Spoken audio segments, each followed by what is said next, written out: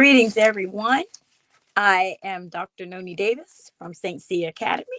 Um, I'm coming to you today with some information about follow up on the boating um, conversation I had last week. So, once again, I am Dr. Noni Davis, legacy owner of St. C Academy here in Durham, from my parents, Sylvia Davis and William Edward Davis. And we have been here for 28 years teaching African American children, African children, children of the diaspora, their history through science and math and social studies and literature and theater arts, art, um, physical education, and all of those things. And so today I want to continue to explore this, which is very interesting to me. I love doing research about boating. So last week we learned about the Browns Ferry vessel, which was discovered in 1973 by a diver off the coast of no, a diver in the Black River in South Carolina. This boat or ferry was believed to have been built and constructed in the 1725 or 1730, somewhere between that time. The reason why the boat was there are two reasons why the boat was significant. First of all, it's the oldest uh, seafaring vessel, uh, uh, freight vessel. I'm trying to think. Commercial vessel is the word they use in the southeastern United States. Second of all, it was uh, 50 years older than what they believe that actual fishing, I mean, that commercial industry started. So instead of now they had to push the date back from 1700s to the late 1600s. So 1680s, 1690s, something like that. So 50 years before the original time frame. For African Americans, what is also significant is that I discussed last week, Dr. Lynn Harris uh, did her dissertation, presented a dissertation on the structure of the ship being very similar to to the ships that African people along the coast designed, of West Africa designed, and that this design was very similar to the framing and the style, the flat boat bottom design that our ancestors were using on the coast of West Africa. And the people who were brought to South Carolina to grow rice, while they were chosen because the geography of South Carolina was pretty close to the geography of Gambia, Ghana, the Congo, areas where other people were growing rice. That's the reason why they were brought here. But one of the other benefits of bringing Africans here, which is like, what are we saying really benefits? But I'm thinking through the European mind. These people were also good swimmers, which we discussed last week, and they were also excellent boatsmen, which I also discussed last week. We also had a discussion last week. I'd like to make a correction that uh, at, at the time that Dr. Harris conducted her study, her research, the African boat was determined to be the third oldest boat or vessel in history, and now it has been placed at the second oldest vessel in history, and that is because the design of the African boat compared to the boats from the Netherlands and France, which are considered 12,000 years old, was the design, the advancement and the technique and the design of the African boat. So, and I have a picture. I managed to find a picture of the Dufona canoe. That's what they call it, the Dufona canoe. And unfortunately, I need to get a picture of the dugout from the Brown brown fairy vessel discovered in Africa. But I wanted to just show you a picture. This is the Dafuna canoe, and it is 8,000 years old. I think they said 656 BCE is when they found this dugout in Nigeria. And so, what can we say? And this is supposed to be a more advanced design than what they found of the 12,000-year-old boat in Europe. Um, with that said, I wanted to make a connection between the information that we found out about, uh, that I shared with you about the brown ferry boat, and extend that conversation to what we, as some of us may have heard of Abubakar II. Um, but before I go there, I wanted to have a conversation about the um, materials that were used to make the boat, the brown ferry boat. The brown ferry vessel, what the wood that was used was cypress, which is a key word, live oak, and pine, and it was about 50 feet long. And I think this last week I discussed that some of our boats were up to 80 feet long. Africans had already discovered, were already building boats that size back in the 1700s when they came in contact with Europeans. That's the European documentary. But um the frame of the African boats, not this particular one. I don't know what, I could not find the for the Dafuna boat. I could not find what that boat was constructed of. But the frame of the boat, for other ancient boats, were made out of reed and cypress and papyrus. So cypress is in the papyrus. Papyrus is in the cypress family. So when we talk about reeds, that that material, that particular kind of tree, is also a tree that is used to construct reed boats. So let's go and look at the area where the Dafuna boat was found. It was found in Nigeria, which is borders Lake Chad, which and Lake Chad is also bordering, let's see, Niger, Cameroon, and okay, Nigeria, Niger, Chad, and Cameroon are all border Lake Chad. Lake Chad is the fourth largest lake in Africa, in West Africa, or in Africa. I'll just put it like that. And the these people in Lake Chad have been building boats for at least 7,000 years. So the 8,000-year-old boat was this dugout that was found in Nigeria. But Lake Chad, the reed boats there have dated back 7,000 years. All right. So now, at one point in time, Lake Chad was also a connection between the Nile River from Egypt and the Nile River coming through Sudan. And I don't know if you know, there's a blue Nile and a white Nile, but at any rate, at some point, Lake Chad had tributaries that went through were connected to both, at both ends of the Nile River.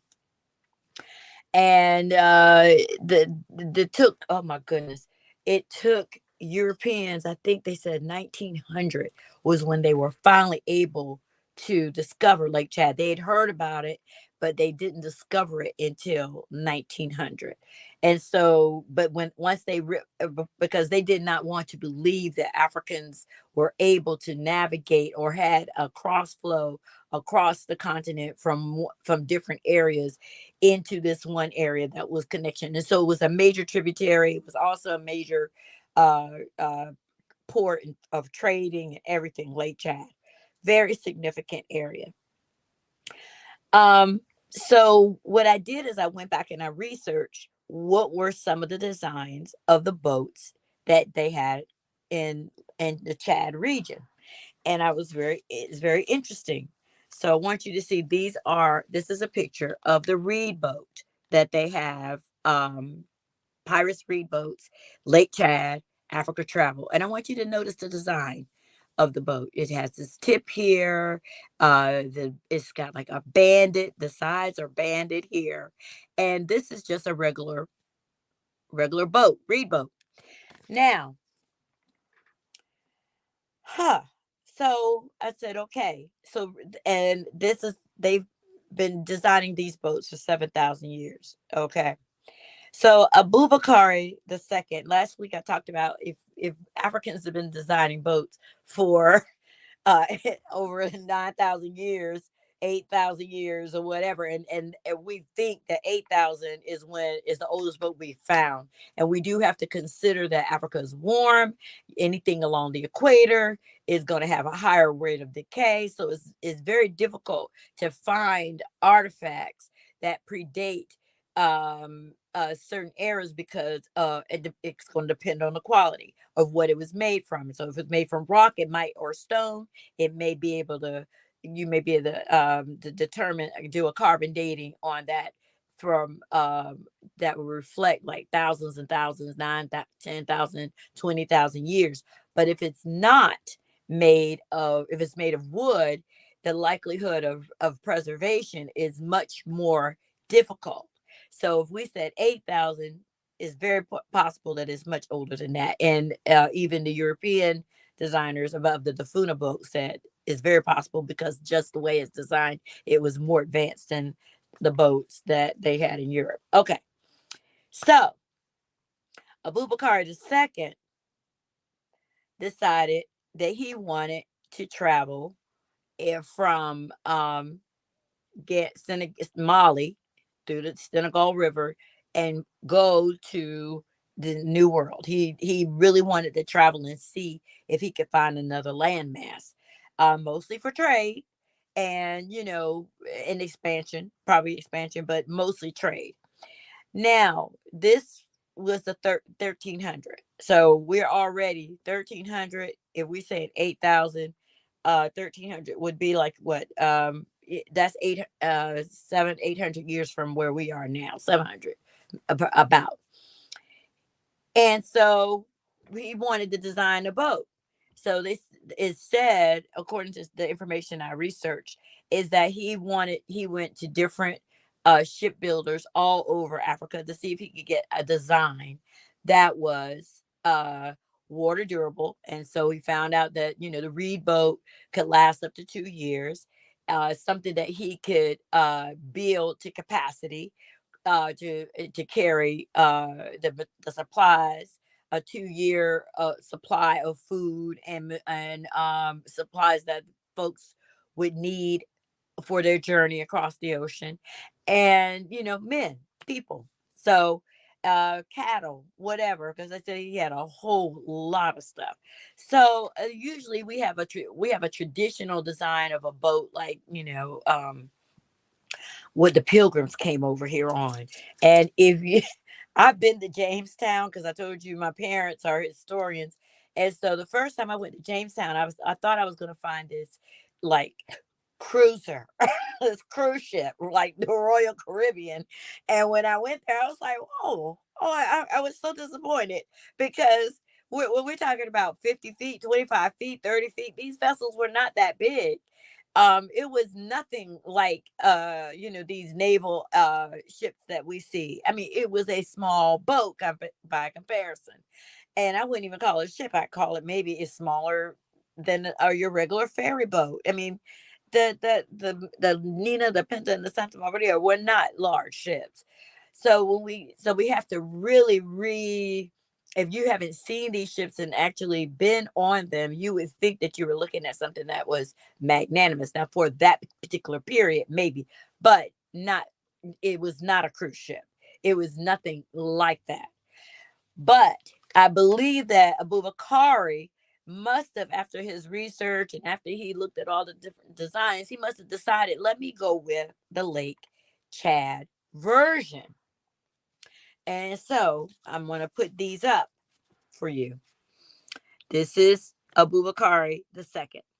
This is the papyrus reed boat of Chad, Chad Lake. And so if you look at the peaks and you look at the binding around the ship, you can see that this is definitely engineered based on the Lake Chad version of a papyrus boat. And and papyrus is a in the Cyprus, in Cyprus, that's all in the same family. And that is aligns historically with what we have learned about the shipbuilding, not the canoes, but the shipbuilding designs of ancient Africa. So I thought, I was astonished. I had no idea. I was so elated when I found this comparison and I was able to see this. I was like, oh my God, look at the discovery. I may write a book about it. Anyway, so we know what do we know about Abubakar in a second? Abubakar, after he hired these people, he said, all right, I want 200 of these made, 200 of these ships made. And he sent over his engineers, his builders, his salespeople, his what is it, marine specialist, maritime specialist, or whatever, over uh, to the States. And he told them, or on this voyage, and not knowing what they were going to discover, and said, "Don't come back unless you reach this place." So all of the other all but one ship, as far as we know, uh made it, because one person turned around and said, and his statement to Abubakar was that, look, when we got to a certain area of this ocean, the currents changed and the ships went in there and disappeared. We don't know whether these ships sank, whether they were consumed by the water, or did, because of the knowledge of currents.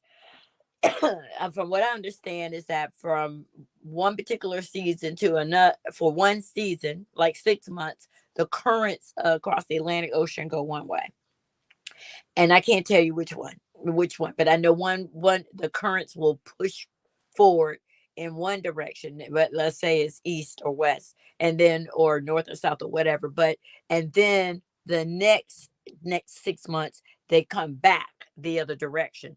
So Africans were not may not have at that point understood how those currents operated, but those ships, as far as the person who was manning that one ship, said he didn't know what happened to them. And for some people that would have been, oh, okay, maybe we shouldn't try this again. But Abubakar said, no problem, I'm going to build 2,000 ships this time, and I'm going to. So he built 2,000 ships, and in 1311, he sailed down the Senegal River, in what is in the area which is now considered Gambia, and sailed across the ocean in 1311 to the Americas. Now, there's a lot of lore behind this person because we don't know whether he made it or not. There's not necessarily any evidence as far as what we would say would be definitive evidence.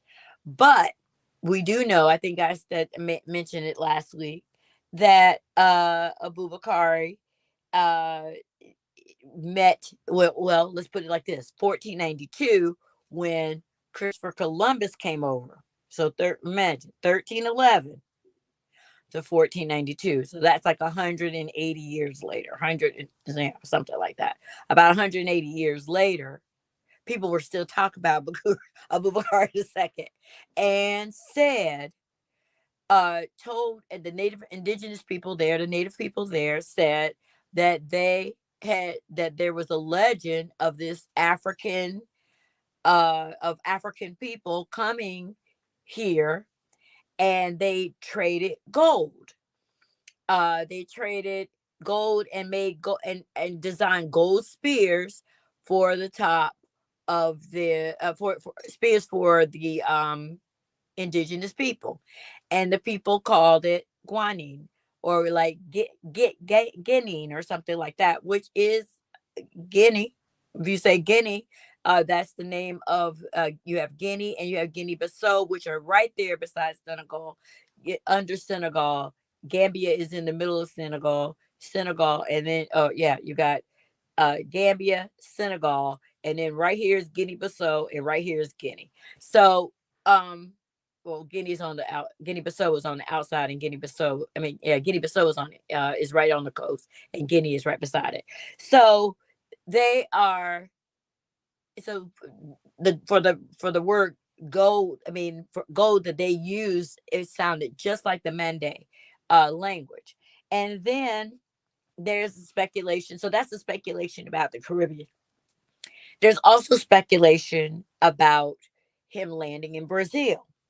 Now, one of the reasons they think that that is possible, because there's this city called Recife. I'm not sure if I'm pronouncing it correctly, but it's spelled Recife, on the coast of Brazil. In that, the name of that, of an area in this city, is called Pernambuco. Pernambuco, which is a Mande word, they believe, from Bure Bambuk. And they said because the meaning of Pernambuca and Bure Bambuk means rich gold. And so you've got these connections. I'm sure that you've also heard about the Olmec people. And the Olmec people, they're not sure when these people travel, but they believe that they may have been Nubian people who sailed from the Egyptian side, and using reed boats, to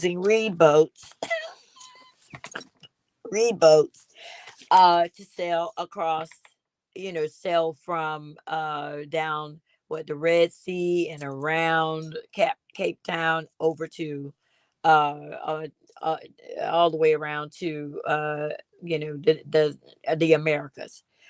What else is interesting is that you have um the, I think I said, the Olmec people. Now, the Olmec people have African features. They have braided hair. They have um cowrie shells and other gold pieces braided into their hair. To me, they look like African American football players because of the size and bulk of their bodies. And so I think that what we just want to despair, I mean, this mantle is this idea that Africans did not have the technology to cross the Atlantic Ocean via Sudan, which is on the other side. Because, like I said, now we're talking about Sudan, and this is Lake Chad. Folks can go right up the Nile River. So Lake Chad was an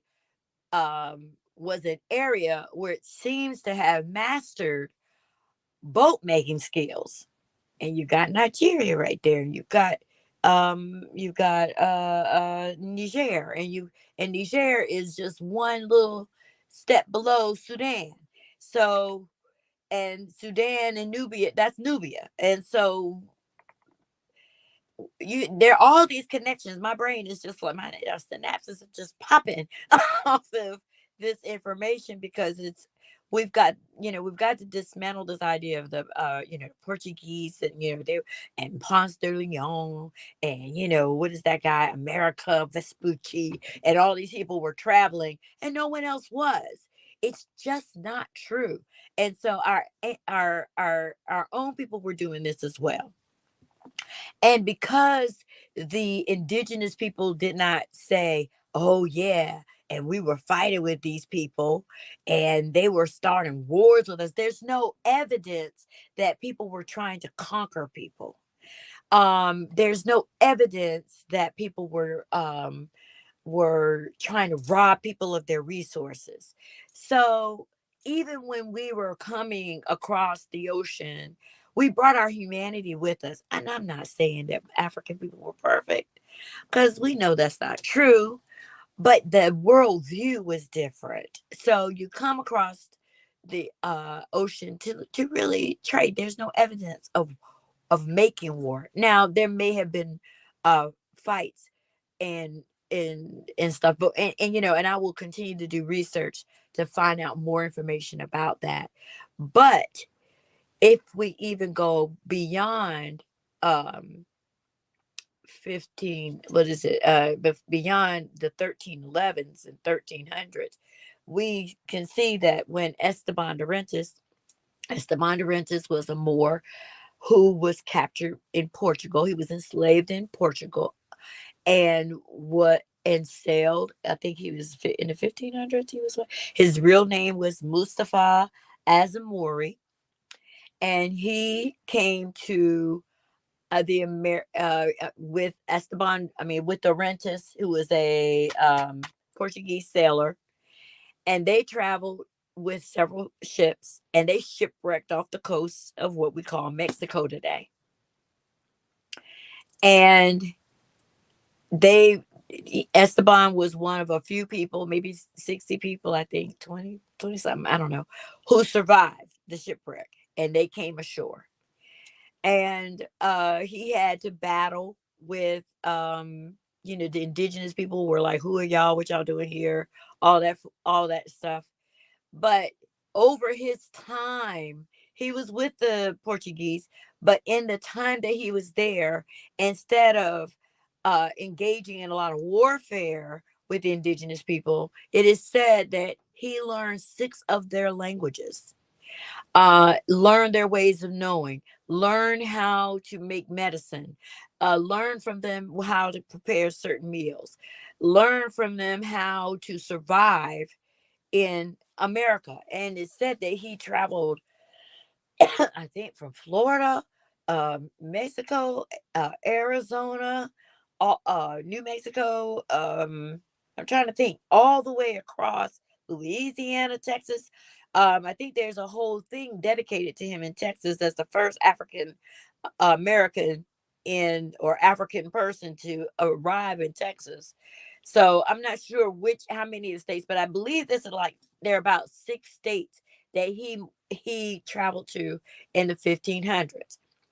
Why was he selected by the Moors? I mean, by the Portuguese. Obviously, even with Christopher Columbus, they knew that African people had a history of navigating. Prince Henry the second, or whatever, the navigator. I'm gonna say Prince Henry the Navigator of Portugal recorded that he could see. He remembers when he was on in the shipping industry. He remembers seeing Africans traveling in canoes and masters of a master seamanship, traveling in the waters along the coast of Africa.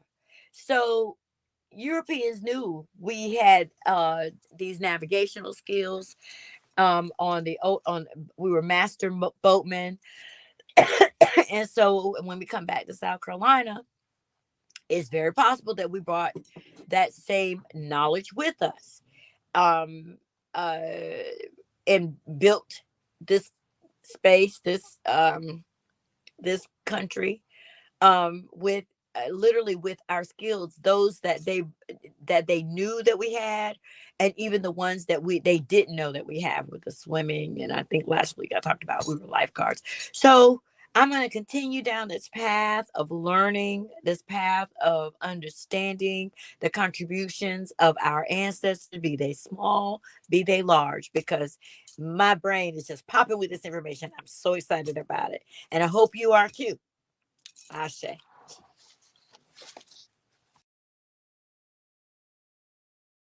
I'm a St. Cia student. Of course I walk into the sound of drums. I'm a St. Cia student. Of course I know my mother.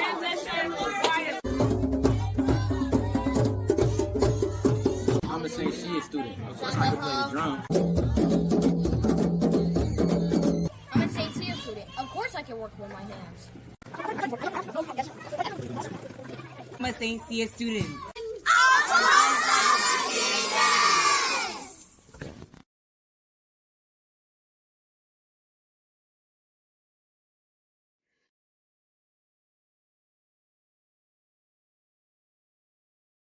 You know how people love to enjoy food and don't understand how to flavor their food or how to replicate a meal?